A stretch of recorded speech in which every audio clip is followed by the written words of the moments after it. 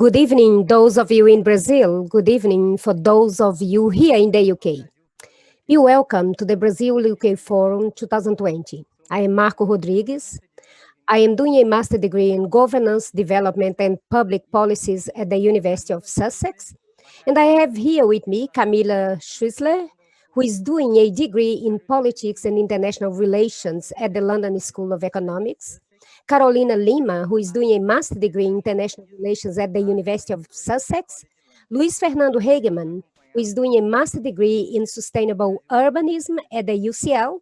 And we are going to be your hosts for the last debate of Brazil Forum UK 2020. These and all the other debates of the Brazil Forum UK are possible thanks to our volunteers who are part of our organizing committee.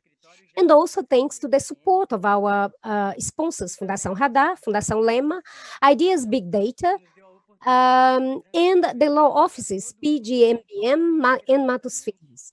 And thanks also to our partner, Estadão, who is doing the broadcast of this event, free and live and freely via social media. Brazil UK 20 has as a topic, Alternative to Multiple Challenges, What's Next, Brazil? And today, for this panel, we have the pleasure to invite our patron, the patron of Brazil Forum, the Minister of the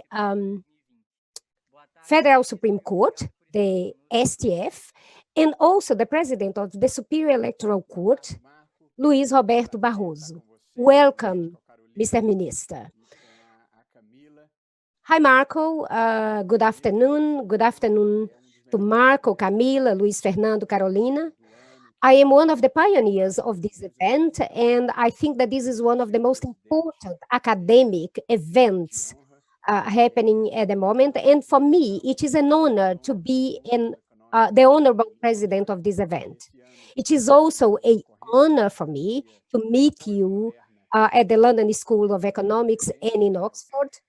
And of course, in this context that we live in now, remote conference is the only option. But for the future, soon, I hope we can be together again and perhaps celebrate together again. Thank you, Minister. Let's start our debate talking about the changes in the electoral calendar in 2020. As a result of the coronavirus pandemic, the Congress confirmed that the first and second round of the elections, the municipality elections in Brazil, will happen on the 15th and 19th of November, respectively.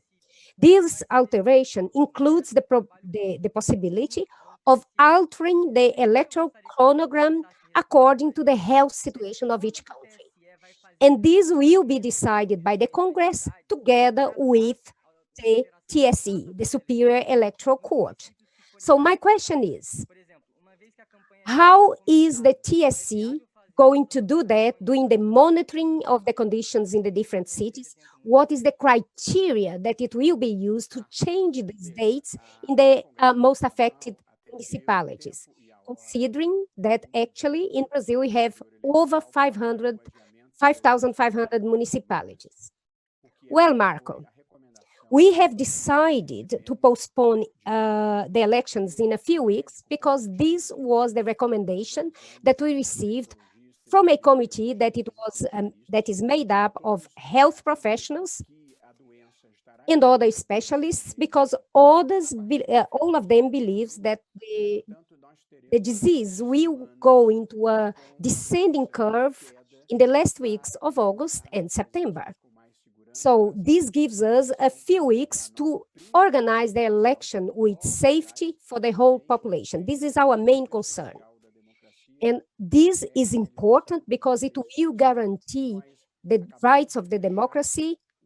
And now we just agreed a partnership with 3 institutions in the country that will give us health consultancy about the protocols that we have to adopt for the municipality elections, including the monitoring or in the different states. This is a municipal election, and the municipality electoral courts will also have a very important role, and we will be in contact with the different electoral courts at local level, and they will tell us what is going on at that municipality, so we can do the dialogue with the Congress.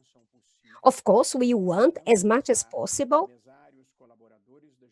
to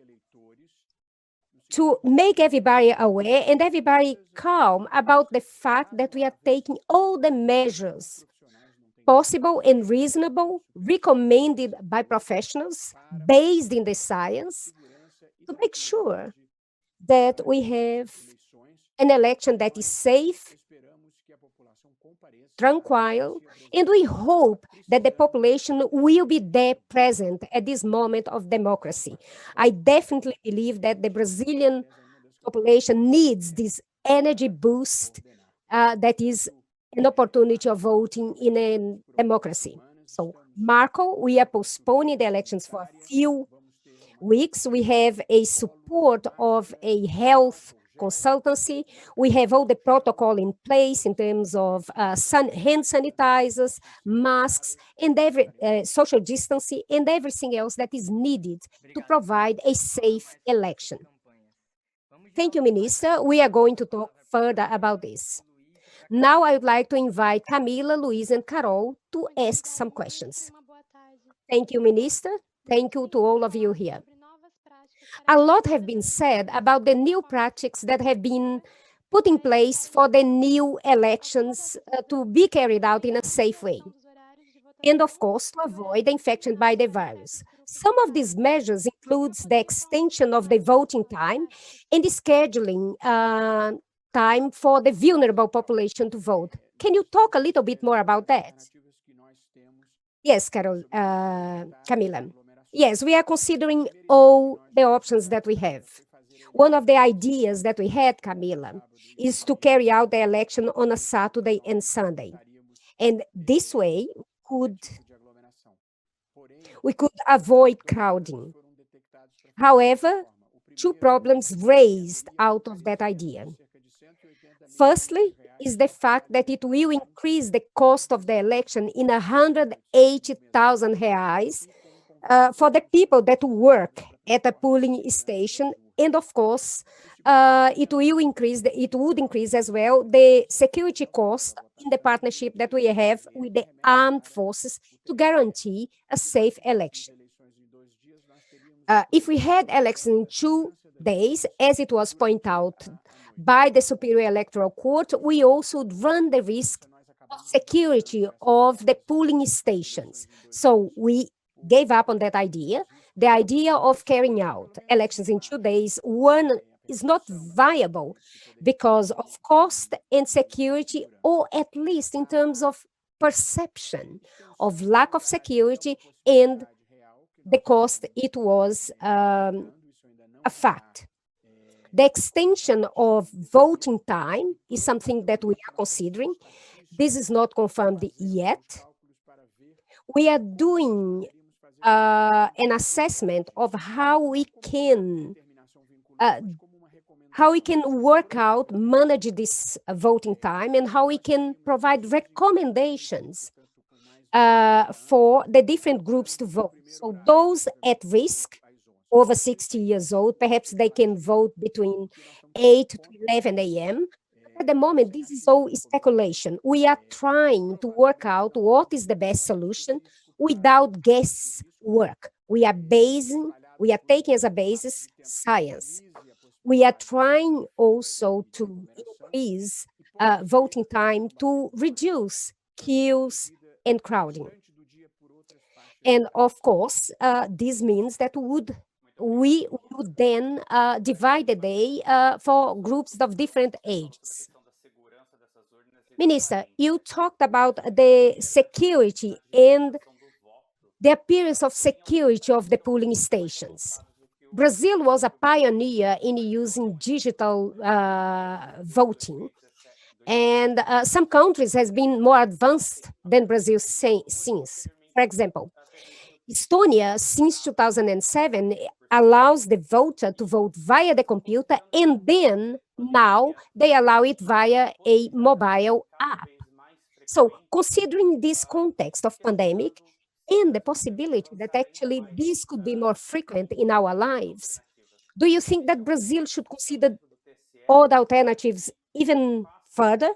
Is this a consideration for the Superior Electoral Court? Perhaps not, perhaps considering like a remote election, would the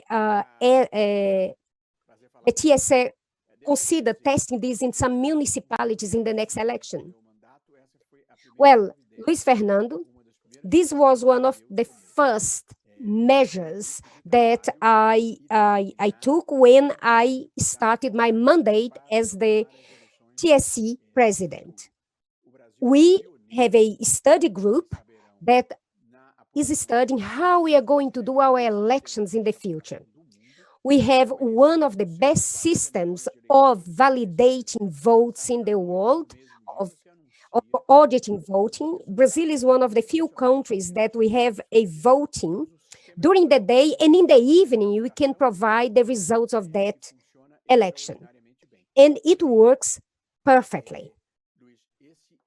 However, it is an expensive system, and this voting, the polls, they are becoming, the machines are becoming expensive. In every election, we have to change hundreds of machines, equipment, and the system is good, safe, but it's too expensive.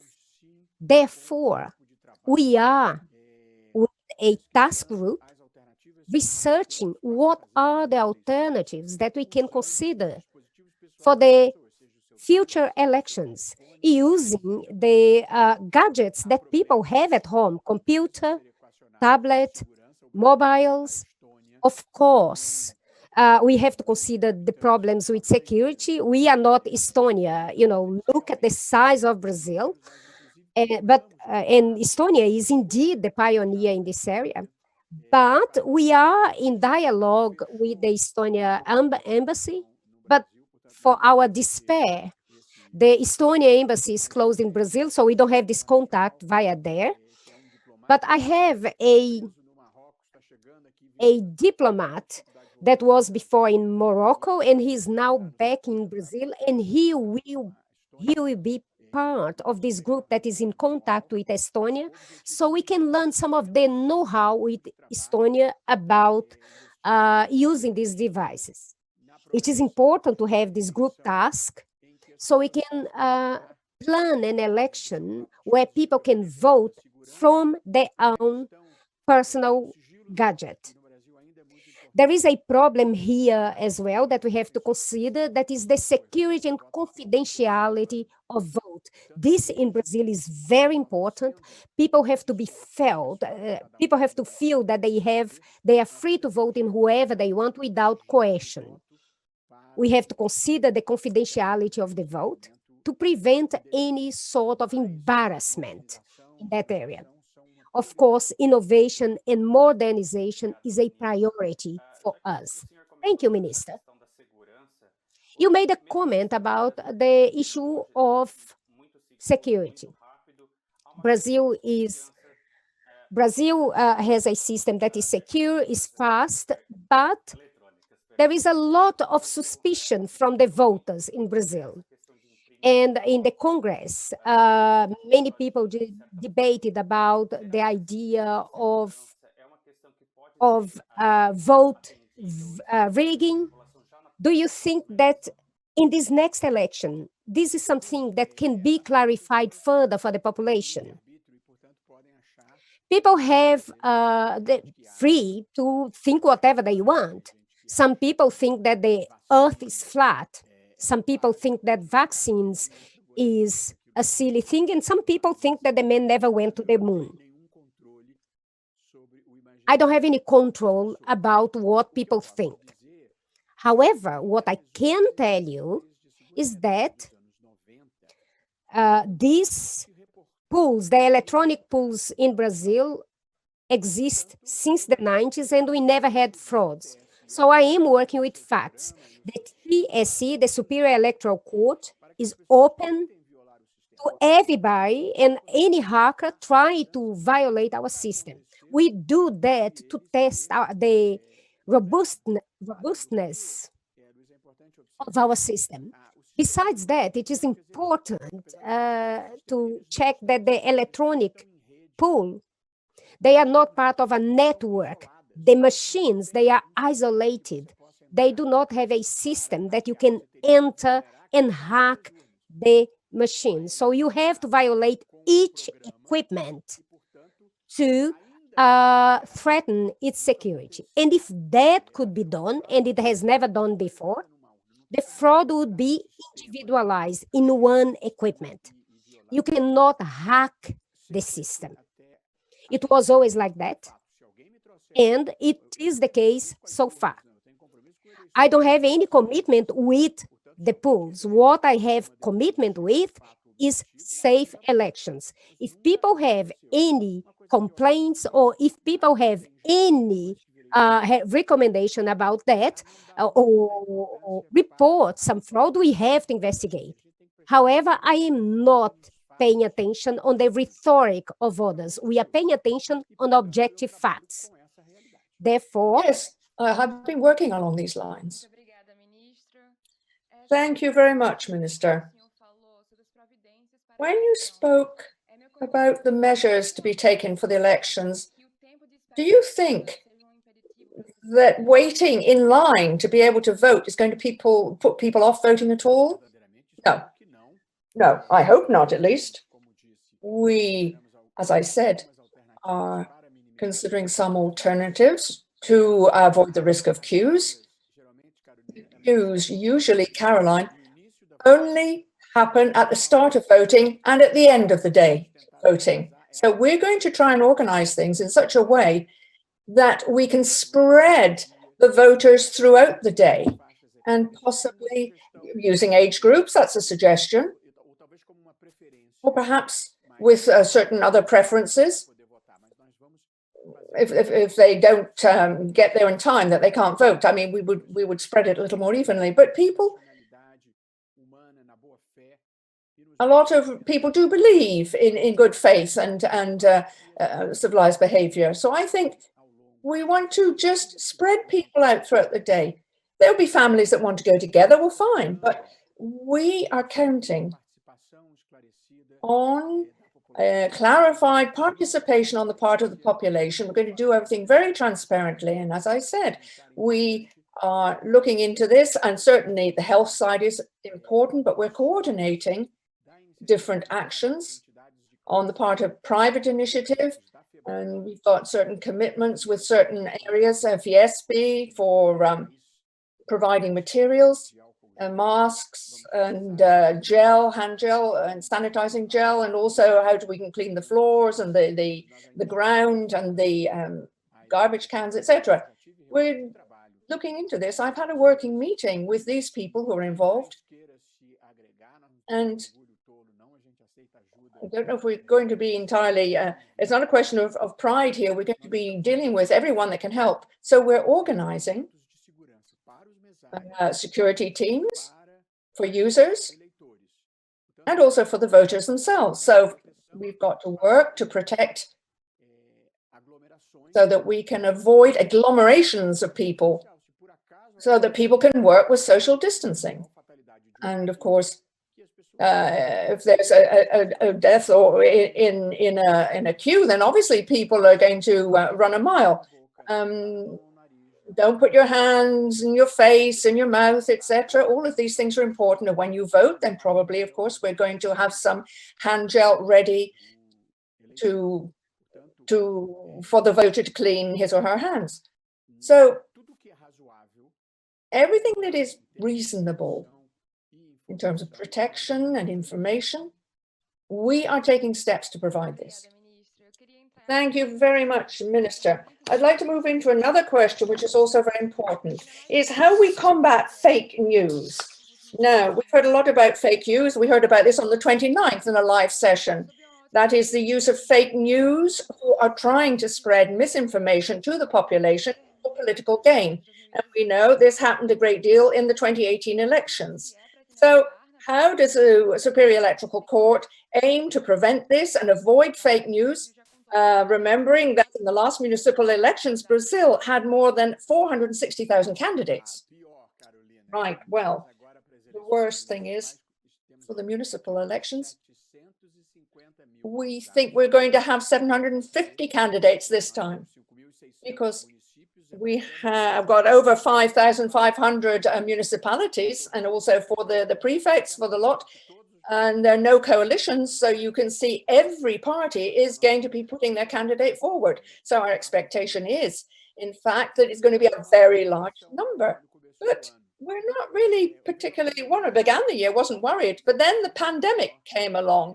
And of course, that's become my prime preoccupation now. But certainly, I think in the Superior Court, with WhatsApp, Google, with Facebook and Instagram, we've already programmed a Twitter meeting. These are the social media that mainly or potentially may interfere with the electoral process. Now, we've had good contacts.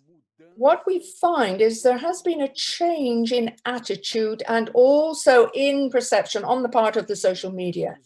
They, even in the 2018 elections, their position was, there was a kind of laissez-faire attitude. I just let it go. I'm not interfering with anything.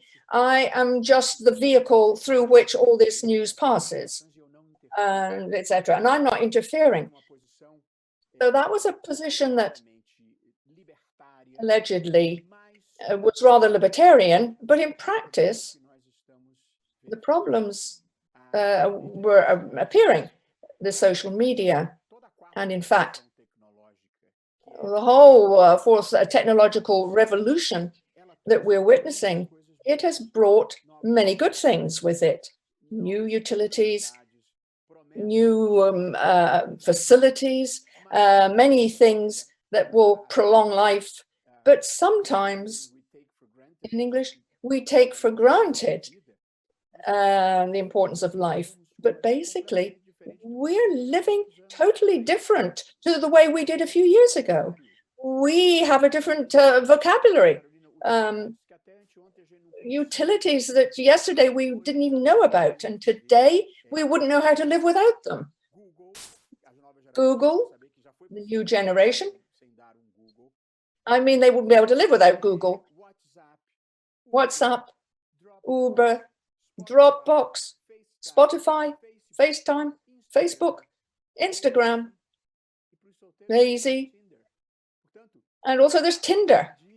So today, you've got this whole technological revolution that has changed the way we live, how we book a hotel room, how we book on a plane, how we do any research, how we listen to music. It's all changed. Many good things. I'm not one of these people that looks at innovation of modernity as something that is a disaster and it was far better before. No. Life evolves for better. And the technological evolution has indeed brought many good things. Use of the internet. You've got, again, other uses, the fake use, the misinformation, etc. And that we have to confront. So, Carolina, the main mechanism for confronting this fake news is to control the inadequate behavior of the network, not so much the content.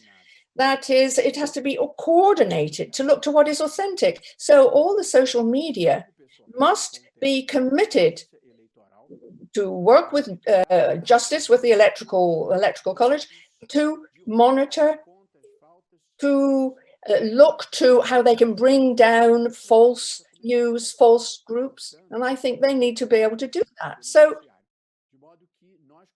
I feel that we, first of all, are counting on the social media to act correctly. And secondly, Carolina, this event is sponsored by Estadão of Sao Paulo, one of the biggest broadcasters and papers in Brazil. So we're counting on professional press to overcome bad news, changing the market of information ideas and true ideas. We want information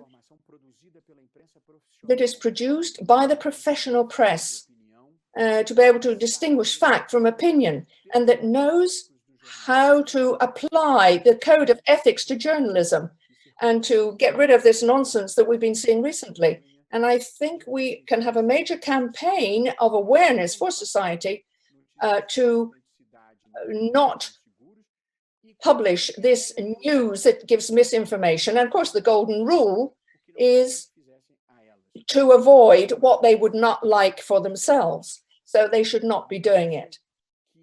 So news that is negative or false in regard to a candidate you don't like, but then what about the one you do like? So I think we have to have a civilizing approach, a different mentality to all of this.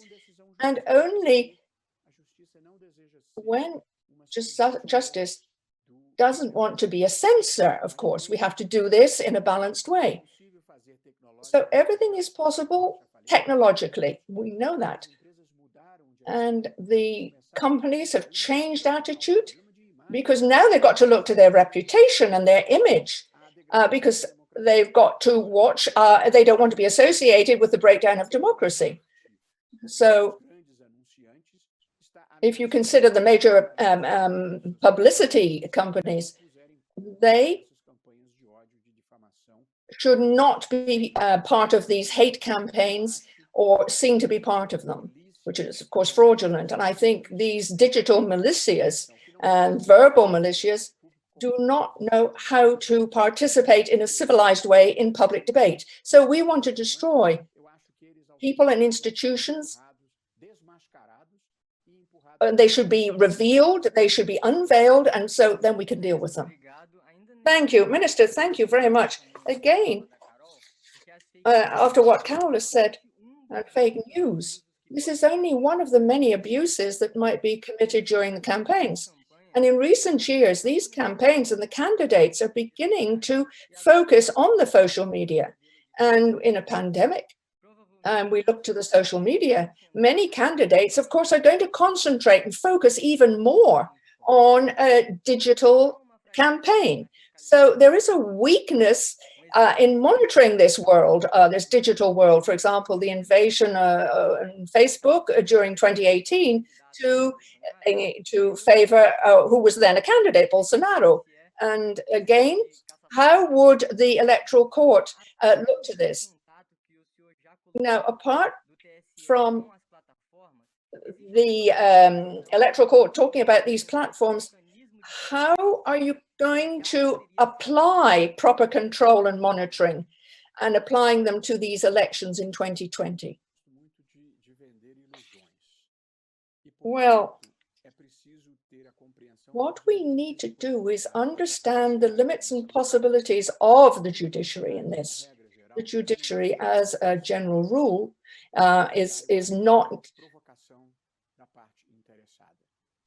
tends to look to the interested party. The first step is to hear the other party.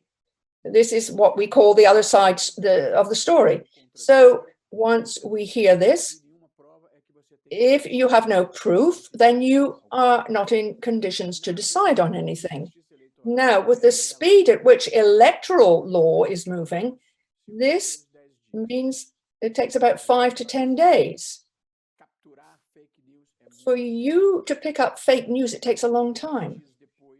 10 days later, then there's another bit of fake news circulating. Apart from the fact that the actual characterization of this, it's not easy. And nobody wants to be a private censor here. So the judiciary's rights are not entirely compatible with the agility you are suggesting for confronting fake news. I'd be quite frank and sincere about this. Certainly, we could have representation in denouncing something or alleging something. But again, if we certainly have proof, then we can act. But unfortunately, life is not always full of positive or negative certainties. There's a big space, a very gray area between the black and the white. So although it's important for justice to act, I wouldn't like to sell the idea that we are going to manage to deal with fake news judicially. Using technological means, yes. And for example, if there is a site that is wishing to change opinion, then we could get proof because we know that this is serious type of behavior. But there's not necessarily going to be proof that connects it to a presidential campaign. But people can come up with their proof, and if they can, whether you can connect or not, but there will be consequences if you're doing wrong. Different to some of my colleagues, I don't think that this is something that lasts for only 24 hours is not important. Yes, it is important. It's just as well as going up to someone in the street and trying to dissuade someone from voting in a particular way. So that is a legal restraint, and it's a crime, and it's a serious crime. And that's how I look at it. So I think whoever uses this method and is discovered should respond criminally, and this can produce very serious negative consequences for the candidate they were trying to help. Thank you very much, Minister. Now, let's move forward a little bit to recent changes in electoral law. I will pass the floor to Carol and then Luiz. Minister, in recent years, there have been changes to the Brazilian electoral system. Again, for the first time, it's the end of the coalitions. Now, the major candidates that before received millions from private companies are now going to be changing. So how do you put yourself forward as a candidate? How do you, if you are a simple person in your local area, in your city, and you want to be a candidate, where do you get the money? So what do you think about this electoral fund? And is this an alternative to make a more democratic process of the whole electoral procedure? Well, first of all, I'd like to defend the decision of the Supreme Court for underwriting this funding by companies when it's a mafia-like practice. They've denounced that, and this was clearly proven in some cases. And this meant that the company could take money lent by the BNDES and finance its preferred candidate. So they were using public money to fund their private interest. And they were even paying fees for getting this funding for them. So this was a scandal. And this meant these scandalous procedures were becoming almost natural in Brazil. Secondly, the company funding, the same company could fund 3 candidates. What would happen? The same company was funding all 3 candidates, Dilma, yes, and the other one, the third one. So I think certainly a company has a political right, but if you're funding 3, are you buying future favors? What are you actually doing? And thirdly, the company that's funding, the winner could then be congratulated by the government and contracted directly by the government. Private money had gone into it, so they were paid by public money for an administrative contract. So the morality in all of this was lost. So how could you possibly support such a mafia-like structure? So with my support, we have brought this model down by the Supreme Court. Now, how should funding be done in the elections? We had party funding, money distributed to the parties, and I think that was correct.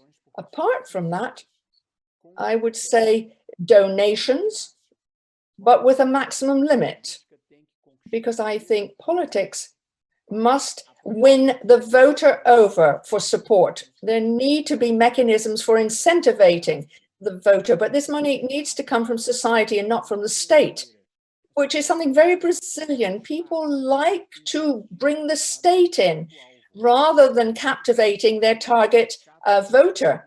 And this is why we have syndicates and trying to get the state in for contribution. And many business people, industrialists, are trying to get public money involved in all of this. So I think we should get this money from the electorate rather than the state. So I don't think, perhaps we could create something for a transition, but the ideal model, I think, you've got to get money from the electors, from society in the USA.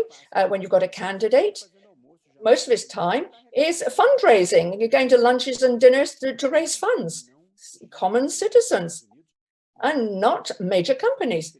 A company cannot back a candidate in that way, because again, this is prohibited by their law. But that's another discussion. But I am not enthusiastic about the electoral funding, but Caroline, I think the law should discipline criteria for distribution. And empirical research done by the Getulio Vargas Institute in Sao Paulo, a professor there demonstrated that the electoral fund that I just criticized should be for distribution, or if you see it's concentrated on certain groups, but it should be distributed democratically. And this could be far more democratically done than when it comes from companies, which of course was far more focused and concentrated.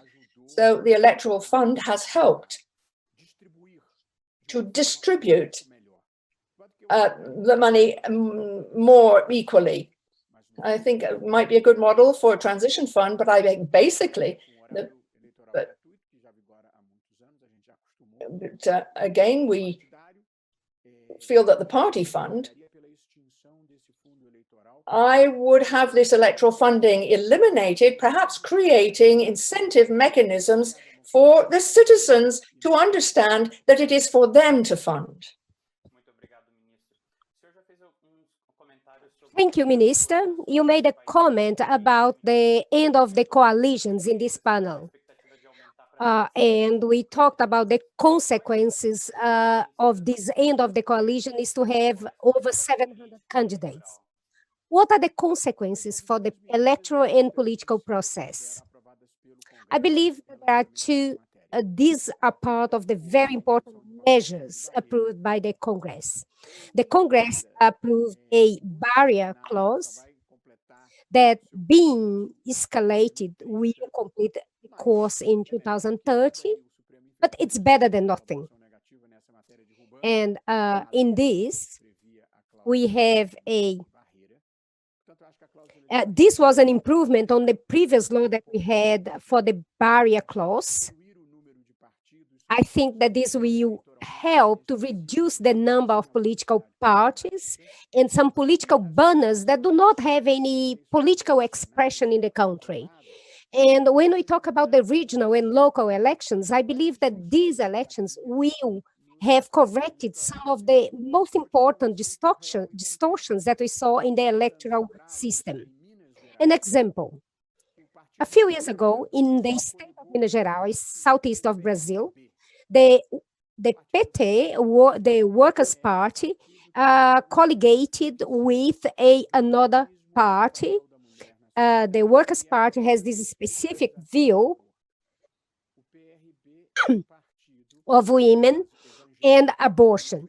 The PRB is a political party who has a Christian basis that has a totally different view on women and is completely against of abortion. So you can understand how confusing is that. An elector that is voting for a feminist is actually electing a Christian pastor, and this creates a sort of a fraud, and this sort of deviates the will of the voter. And I think that it was welcome, the change that the Congress brought up for this. However, what the Congress says, you are part of a political burner. If you left that political burner, you cannot go back to that, because otherwise you are not respecting the voters' will. And this is relevant. And we can do a math calculation that until 2030, we are going to reduce the number of the political parties to 10 or just over 10 political parties, which is still a lot of political parties. The problem is not having so many political parties. The problem is how we are going to organize the electoral fund for these parties, the access to free advertising, political advertising for them. So we have, on behalf of a good politics and good political democracy, which is something that we need as a first need, we need to improve politics. And if you are talking, all of you are studying this area and intend to come back to Brazil, we have a awareness campaign being organized by the Superior Electoral Court. We are trying to attract new youngsters, new people to the politics. There are a whole generation that ignored politics. I am a teacher, a lecturer for the last 40 years. I have my students in different parts in different walks of life of the Brazilian society, but I have only one student in the National Congress, who is Deputado Fábio Frade. So there is this gap in the Brazilian life. There is this gap that people do not are attracted to politics. We have to attract youngsters to politics, in particular those youngsters who have this public spirit that want to serve the country. Thank you, Minister. Take advantage that you made a comment about the role of the women. I would like to make a comment on another measure that it was implemented. It was the creation of the women quota as candidates. But there are some problems with this. The first one is because some of these women candidates are just sham candidates. They just receive the money that is then siphoned to the male candidates. And another problem that we have here is auditing, the fiscalization of the candidates lists that do not respect the law and do not respect this women quote. So in the elections of 2018, we had only 15 of the 35 political parties complying with the quota of women. So my question is, how this changes, how can you make this more balanced, and how can we achieve gender parity of political parties in a general way, considering that they are controlled by men? Camila, this is a very good question, and I would like just to take this opportunity to do a little bit of self-advertising. We are starting a awareness campaign of trying to empower women, to attract women to the National Congress. We have only 15% of women in our National Congress, and this is bad. This is bad because it does not lead to equality. And this also causes a loss in the society. Women have a very important contribution to politics. Male and females, they have different characteristics that makes a lot of difference for the population. If we look, for example, now in the when confronting the pandemic, it was the countries that were led by women that had the best performance. This is the case of Denmark, South Korea, who has a man as at the front, but it was a woman who was behind him who really dealt with the pandemic. So it is important for the politics, but it is important as well because women add value to the politics and the society.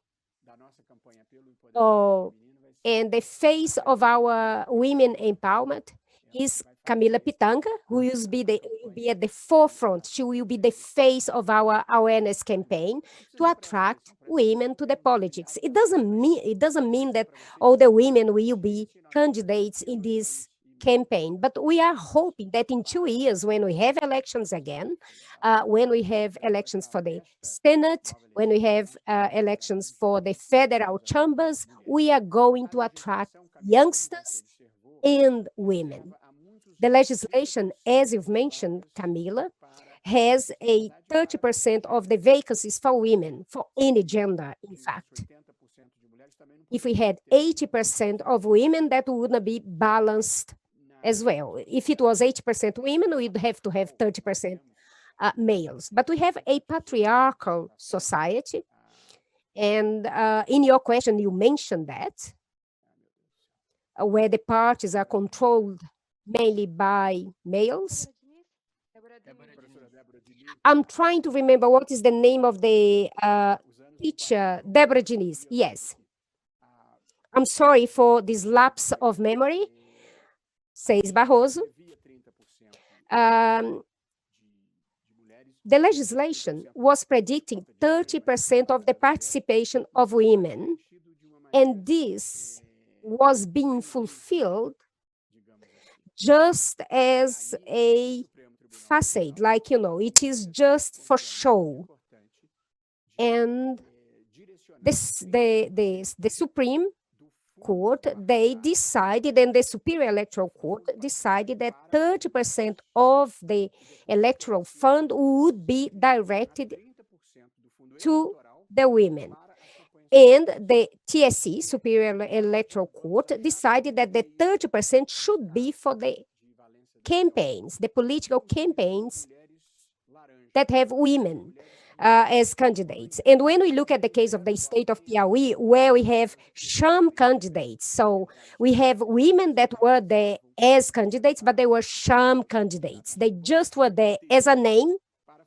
And when we found that in the state of Piauí, we actually,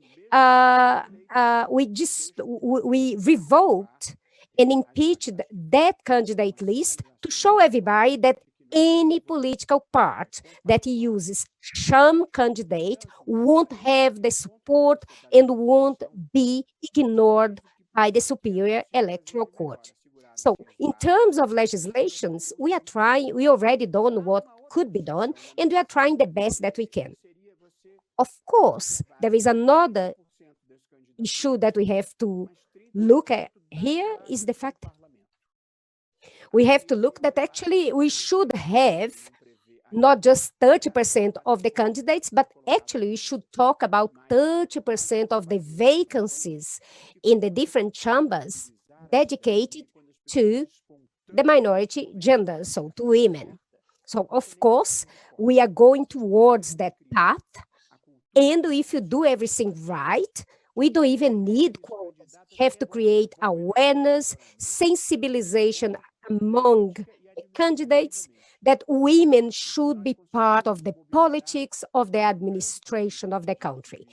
And if we have a large group of women taking part in the politics, like they are part of many segments, many industries in Brazil, we will advance a lot in this fight.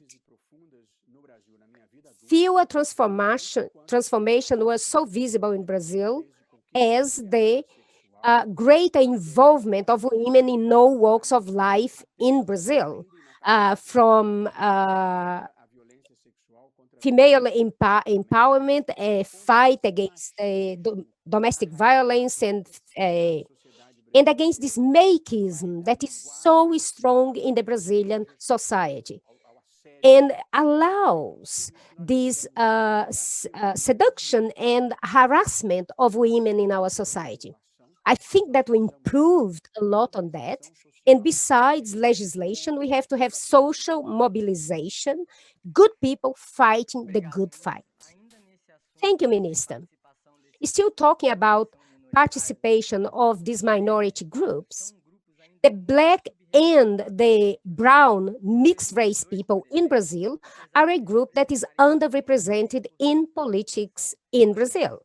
In 2018, for example, we have only 24% of the vacancies occupied at the Federal Chamber of Deputies and by Black or mixed race people, and 28% at the state level. So why do we still see this barrier of the Black and the mixed race brown people in these elections? What can we do to increase the participation of non-white people in politics?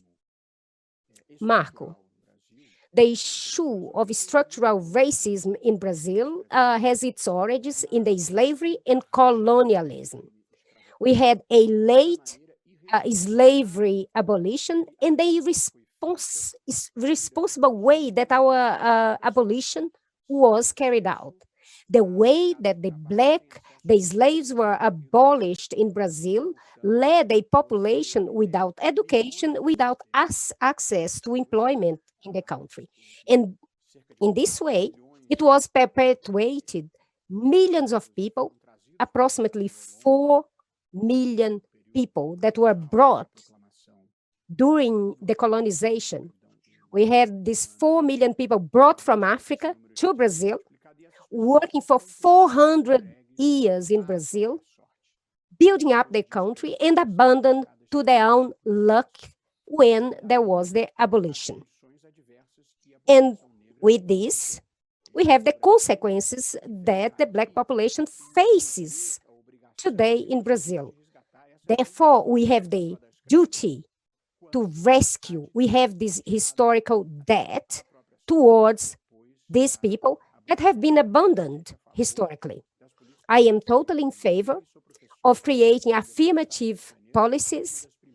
I am one of the teachers, when I was at the University of Rio de Janeiro, we were one of the first universities to create affirmative quotas for the Black and minority people in our academic body. So I am very proud of that. We have to do a great effort to achieve this social ascension in education. I think that the first cause of having so few Black people in politics is because the Black people had less access to education, less access to the different layers of the society. But we are seeing a transformation happening in Brazil. In the last few years, we overcame a fallacy that many believed in Brazil. We talked about the racial humanism in Brazil. But this was racism. And I think that authors such as Djamila Ribeiro, Adilson Moreira, they contributed a lot to demystify this idea that Brazil had a non-racist society. So we diagnosed that we had a problem, we acknowledge such problem, and we now accept that we have structural racism in Brazil. And because of that, we are advancing. We have a lot of affirmative actions happening at the university. We have that happening as well in public life, civil servant segments. All the public service contests have to have a quota for Black people. And by doing that, we are creating access to these people. And this is a model. And these people can be the inspiration for those who come later and are from the same ethnic group, or identifies themselves, or identify himself, herself as such ethnic group. However, we still have a lot to do in this area. I have recently voted at the Federal Supreme Court, and I voted that we could secure for the black and the black male and females that we could give like a proportion of the electoral fund for the black candidates. Black candidates have 30% of the electoral fund. And by doing that, we create a little bit more access for the black population or for the brown population or mixed race as they identify themselves. Democracy, it is an act that comes from the government and where all the people in the society should feel themselves as true participants of the society. We have advanced a lot, but we are not close to our goals. And I think that despite that, we have to stop and celebrate our victories. And we progressed a lot. Now we are going to talk about the electoral behavior of the Brazilians. And we are going to talk about cronyism and clientelism and also vote rigging. Why is it so difficult to combat such activities in Brazil, and what is the STA, the Superior Electoral Court, doing to improve that? Right, Carolina. This is something that's been with us a long time. Certainly all the political classes in Brazil. There's a book by Victor Nunes known as Colonialism in Voting, the Colonel Syndrome. So the government wanted to be representative, wanted to be elected democratically, but based on social values.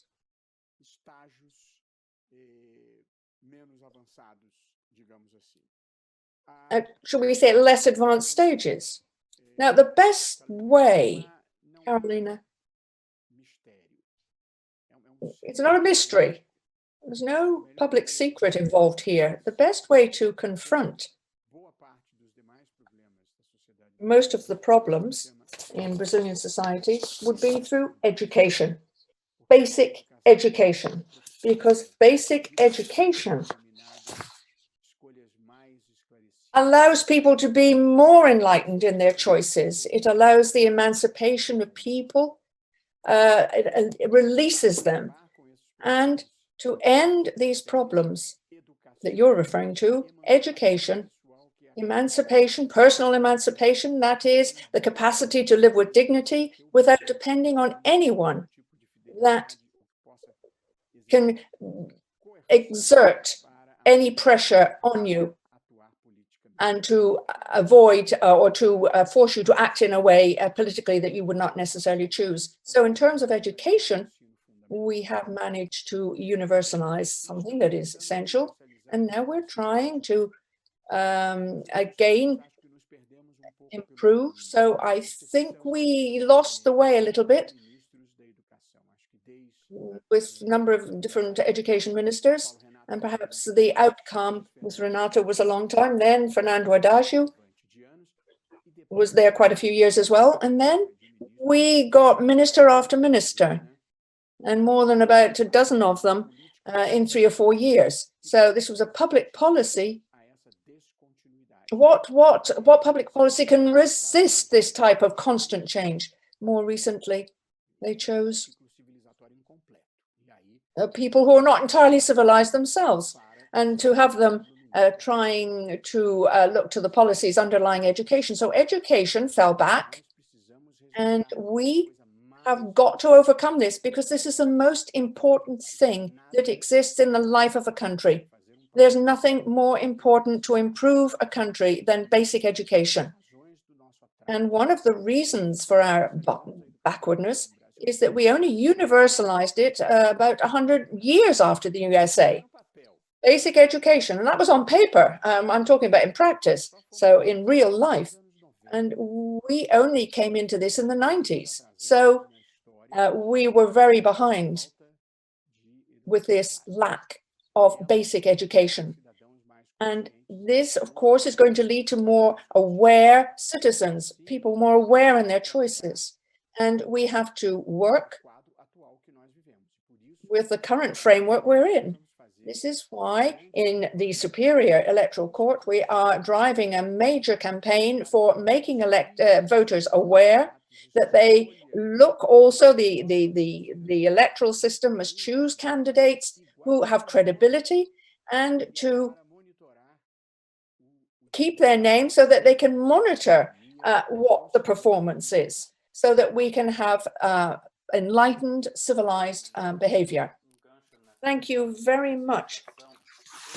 Looking at abstention and compulsory voting, what are the positive and negative effects of compulsory voting? And if it were not compulsory, would there be a major abstention or even greater than what we've seen in recent years?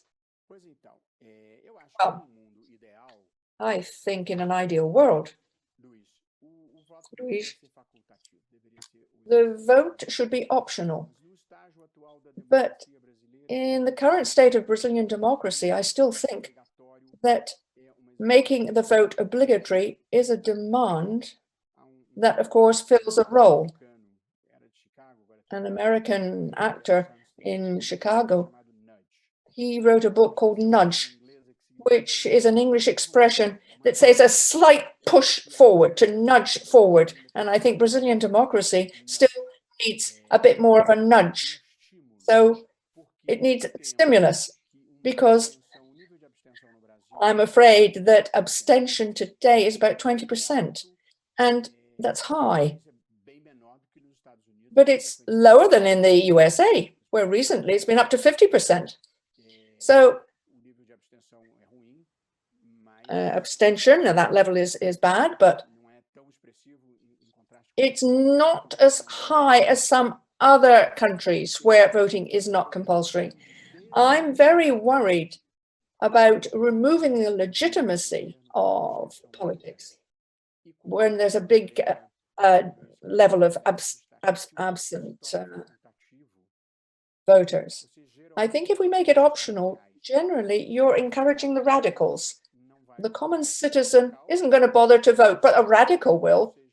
So whether it's one extreme or the other. So we need moderation, and we don't want any radicalism. So right now, in the stage we've reached in Brazil, I would still say that the vote should be compulsory.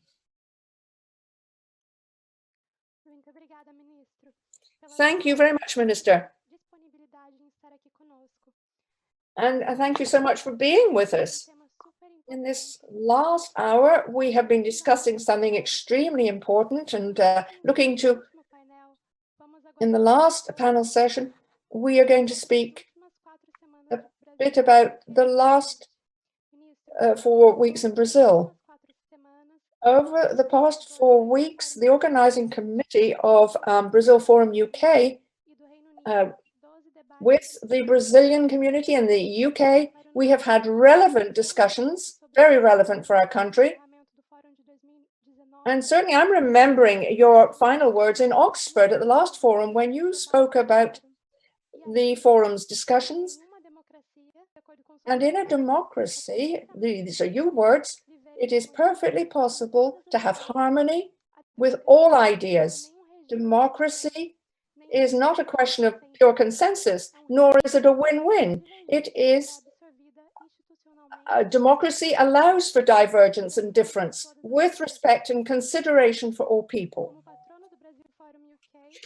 As a patron of Brazil Forum UK, I would like you just to say a few words about the different discussions over the last few weeks and what it means for you. Thank you very much, Camila. First of all, I'd like to say that it's unfortunate we can't be together at such an important moment. After all, we've been in the London School of Economics in Oxford, and at this time of year, I would be there with you.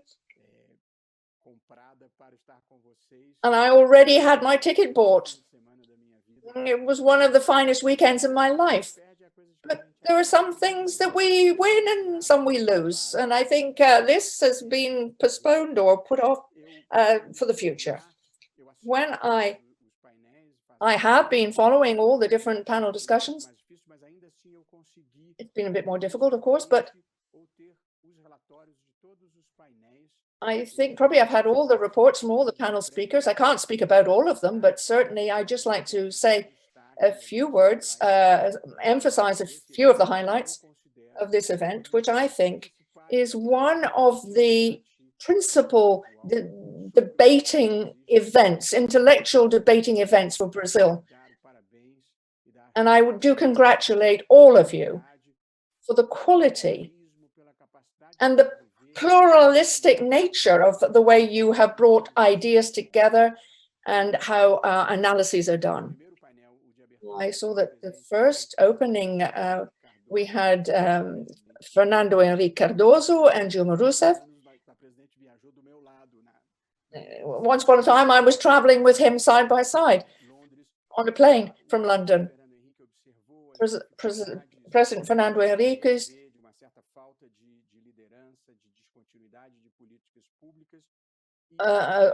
did go through a number of breakdowns in public policy. He always said democracy must always be safeguarded. And of course, Dilma Rousseff, when she spoke, she said that we need to change the tax system in Brazil. We have two problems there. The first is the complexity, and the second is the unfairness of it all. We must simplify the model, and we need to refocus, because as the president said, I think she's right, in Brazil, proportionally, who is working pays more tax than those who live more comfortably, and this is wrong. Now, when it came to health and SUS, Raul Varela, again, a great communicator, one of my colleagues once, he very strongly, vehemently defended the health system. And I think that he is quite right when he said SUS was the greatest revolution in Brazilian medicine. And it's true, a country, to all four of you, where only 25% of people have a health plan. The state cannot support the 75% that don't. So creating this system was one of the best things that could be done. In the discussion on the Amazon and the environment, and we had the climatologist, Carlos Nobre, and an original thinker on the Amazon region, and this idea of the Amazon region being the fourth industrial revolution, which will be biotechnology linked to information technology, and we will play a part. We have institutes, research institutes, we have made investment the finest heads. And we know that we have to have something valid and positive that comes out of the forest economy. And the Amazon region must be sustainable, and deforestation is really a very bad negotiation, and we must urgently deal with it. To try and make the Amazon region a liability to try and kill it off is wrong, and Brazil is uselessly wasting, for lack of culture, for lack of scientific knowledge, from the incapacity to think of any alternative against or other than destroying the forest. And I think we need to have more panel discussions to emphasize the role of science and the importance of this. And for Brazil, we need an enlightenment shock in Brazil. Science, culture, humanism, social progress, tolerance, respect for others, consideration for all. In other words, science is a deficit. And nowadays, friends, the wealth of people is no longer in physical assets. The most valuable companies in the world are no longer as they were the day before yesterday. Esso and Shell with their oil, those that produce automobiles like General Motors and Ford, those that make utility equipment like General Electric. The biggest companies in the world are Amazon, Apple, Facebook, Microsoft, Google. These are the major companies today. They don't have physical assets. They have knowledge. They have intellectual property. They have innovation, they have technology. And that is where we need to invest in science and technology to, of course, encourage our institutions and create new ones and to give support to our researchers. The panel on women, we had Deborah Diniz, and in another life as a lawyer, we were partners in a number of feminist struggles. And she, of course, is a supporter of Brazil's heritage. And I'd like to remind you that false empowerment of women is a reality, but we must follow the correct track here. The panel that discussed the economy and economic alternatives, we had the economist Zeina Latif, and she emphasized the fact that the way in which the state confronts the difficulties of public management in Brazil, and when you talk about this Brazilian state, we need to reduce the administrative state and the economic state, not the social state, but the administrative state is a state in which you add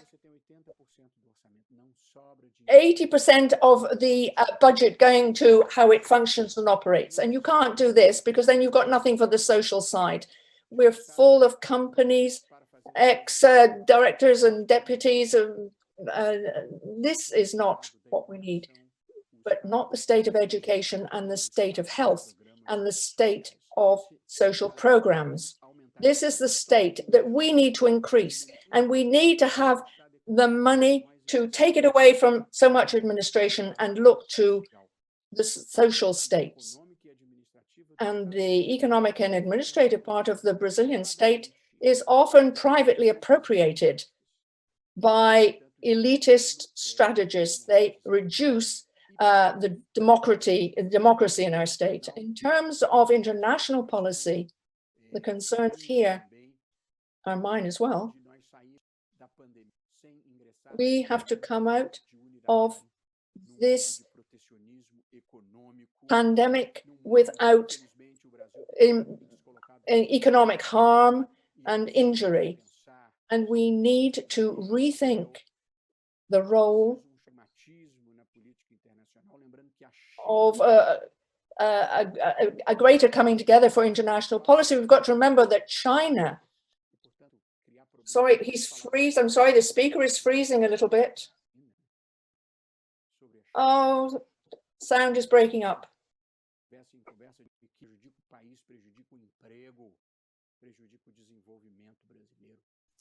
And we have to understand that this can harm the Brazilian development. The theories, the radical theories, they are harmful and they delay traditionalism. Radicalism should see something that we run away from. We have to run away from the ability of understanding others. There are a lot of examples of how not to be in Brazil. The world that will be living and will be dealing with China is a different world. No one can lead in saying, I am the first. We cannot do like North America. We have to see this geopolitical change in the world. Finally,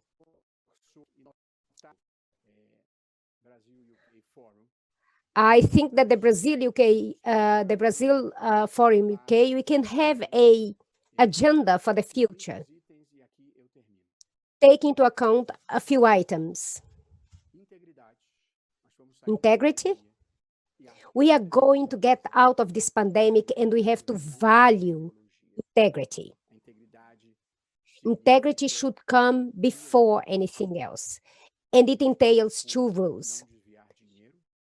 In the public space, do not deviate capital. In the private space, do not try to trick others into wrong behavior.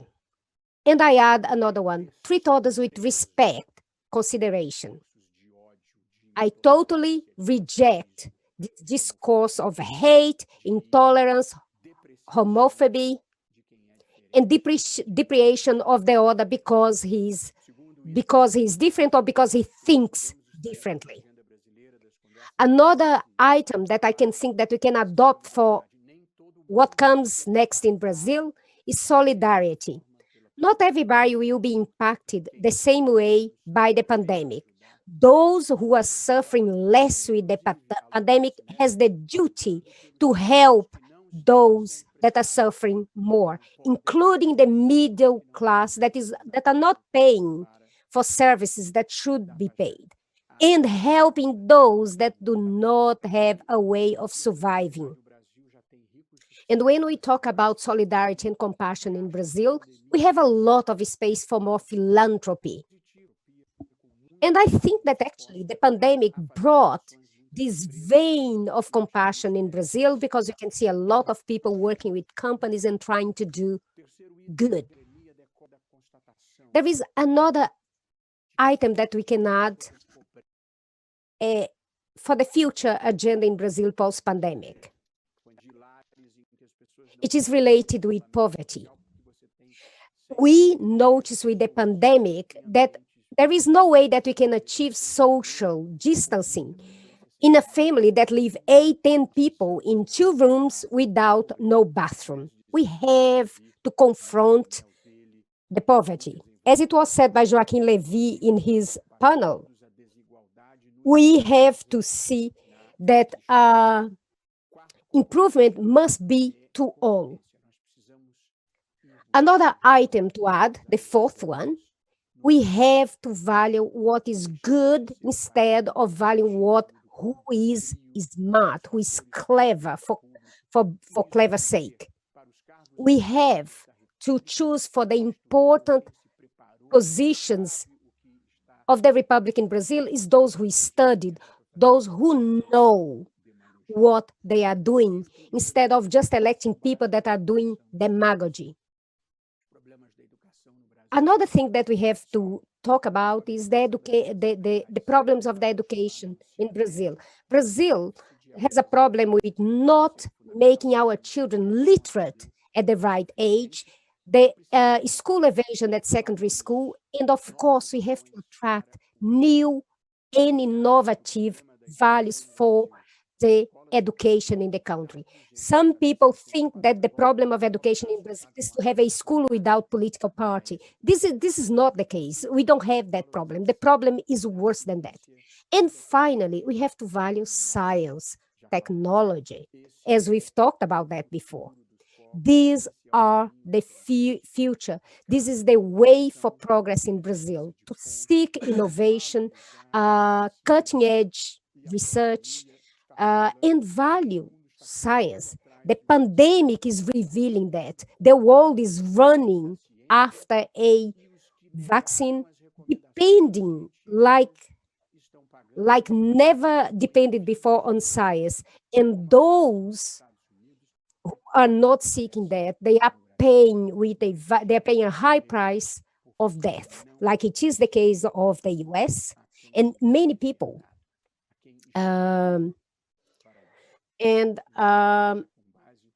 We have to give value for those who studies, for those who study, for those who is leading a life based on science. So, dear friends, when they talk about the new normal, perhaps we are going to do different in this new normal. So thank you very much for the invitation. Thank you for enabling me to be here again. Thank you for thinking about a better future for our country. Thank you to all of you. Thank you, Minister.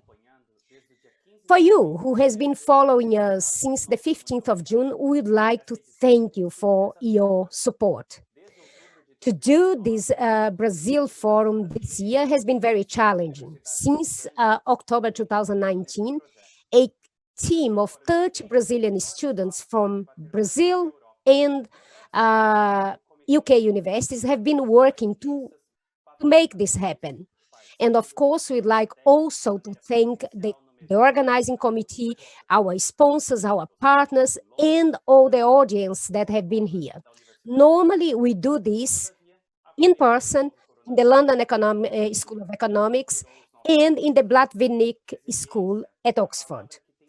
And resilience is something that have defined a lot of people under the pandemic. And this is the word that really define and describe our organizing committee. We have not given up on doing this Brazil Forum because we believe that we could debate the multiple challenges and possibilities, alternatives of solutions for Brazil. Brazil Forum UK is a diverse and plural space, and every year we try to debate Brazil. And this year, we were even more proud of our work because for the first time since we created this event, since 2016, out of the 40 guests for the panels, we had 52% of women. And also, we achieved gender parity in the moderation of the debates. The women were moderating 64% of the full event. Among the panelists, we also brought a diversity of people, community leaders, academia, NGOs, and we offered our debates in Portuguese language, with English interpreting, sign language interpreting, and we counted with the excellent work provided by Mais Differences via our dear Susana and Marlon, the Across team, in particular Iris, who has been with us for many years, and thanks to our partner, o Estado de São Paulo, and via Estadão TV, we extended the reach of our debates of Brazil Forum UK, and until Thursday, 11 years of broadcasted we had a total of over 360,000 viewings in our social media and YouTube. In acknowledgement of these extraordinary times, and in acknowledgement of these extraordinary times, we carried out all these panels, and we'd like to invite you to review our debate again via our website, brazilforum.org, Brazil with Z, and look for us in the social media, Facebook, Instagram, Twitter, LinkedIn. And to finalize, I would like to remember the projects that we highlighted here. G10, Favelas, Povo Munducuru, Associação Somos Professores, Projeto Alavanca na Escola, Quilombo do Velho Chico, a CUFA, a FETSI, Redes da Maré, Mapa do Acolhimento, Missão Paz e Casa do Zezinho. And last but not least, I would like to thank those who believed in our project. Our sponsors, Guilherme and Luke from Studio 42, that produced this broadcast, TV Estadão, for enabling us to do this simultaneous broadcast in their social medias. And of course, a special thank you to our sponsors, Fundação Haddad, Fundação Lehman, Idea Big Data, and the law offices PGMBM, Matos Filhos, and our institutional partners, Latin American Caribbean Center of the LSC, Blavatnik School of Government in Oxford, London Business School, Institutes of America, and the Brazil Institute of the King's College in London. Thank you to my colleagues, Camila Schuessler, Carolina Lima, Eduardo Carvalho, Fabrícia de Marco, Leonardo de Souza, Marcos Rodrigues Jr., Marli Pires, and Matheus Mendonça, who actively elaborated the different panels. Our debates are available in Portuguese, English, and in sign language in our YouTube channel and in our website, brazilforum.org. Brazil Forum UK 2020 finishes here.